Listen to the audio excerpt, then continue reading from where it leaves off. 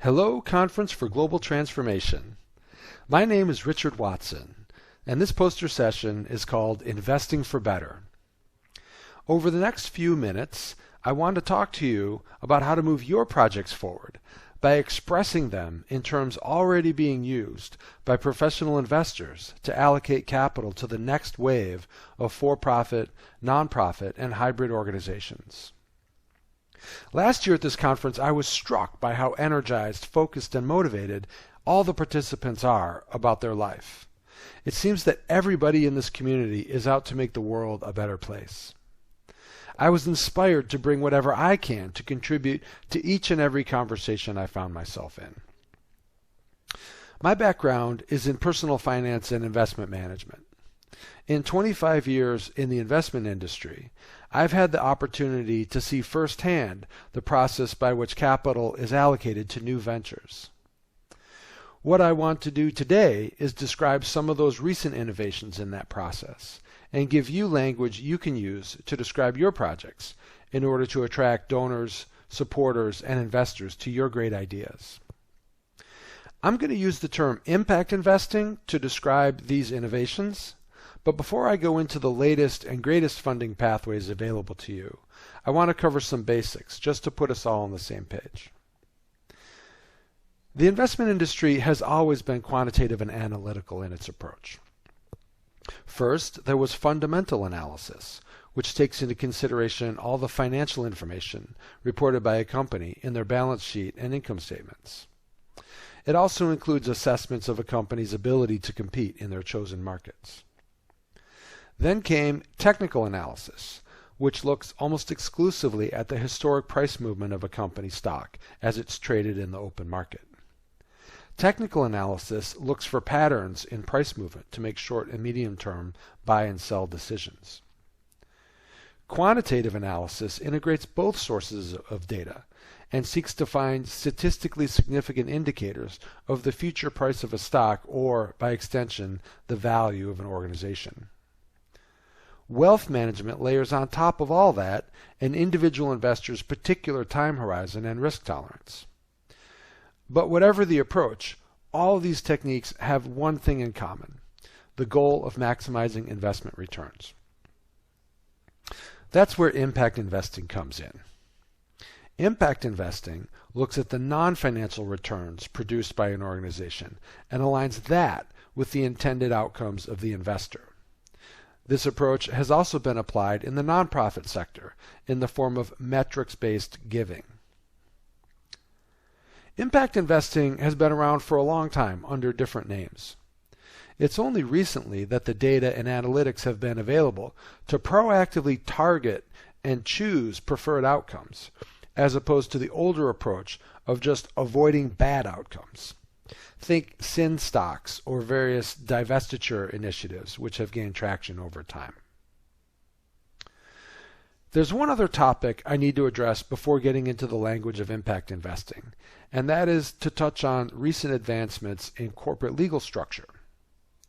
We no longer live in a world of pure for-profit corporations on one hand and purely philanthropic nonprofits on the other.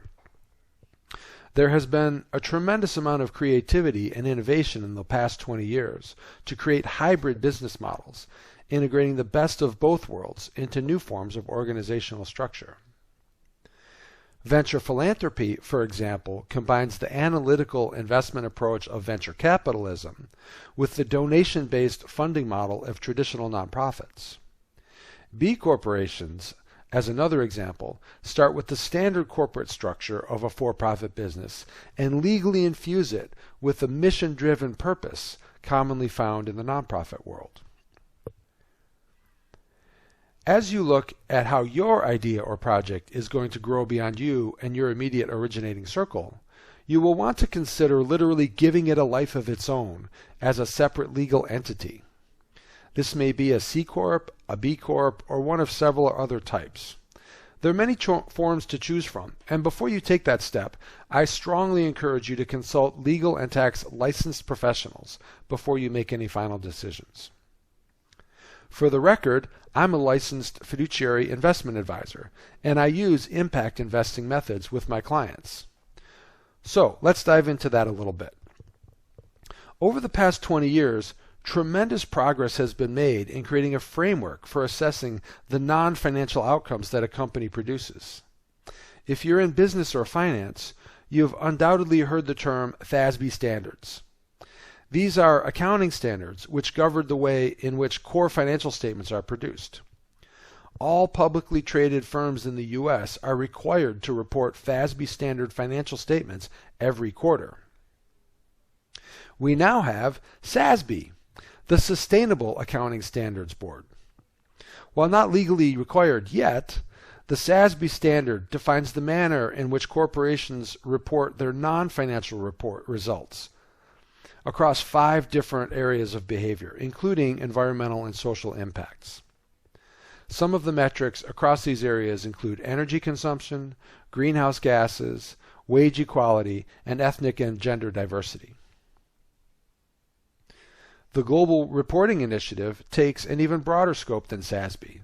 It defines standards across 37 different aspects of corporate performance, only one of which is directly related to economic results. Another very useful and relevant framework are the UN Sustainable Development Goals and the related principles for responsible investing. There are 17 SDGs with 233 metrics across them to quantify impacts and results being produced. In the SDGs, the focus is a little bit more at the national and macroeconomic level rather than that of the individual enterprise, but the language used in the SDGs will resonate with stakeholders worldwide.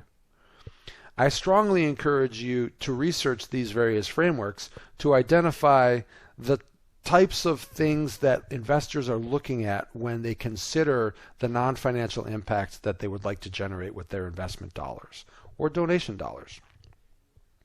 I wish I had more time because I'm very excited to find that the world is actually coming together to make this a better place for all of us. I encourage you to review my handout where I have several dozen links and resources for further information. Of course, I'm available to chat at any time during this conference, and I encourage you to reach out to me afterwards with any follow-up questions. Thank you, and have a wonderful day.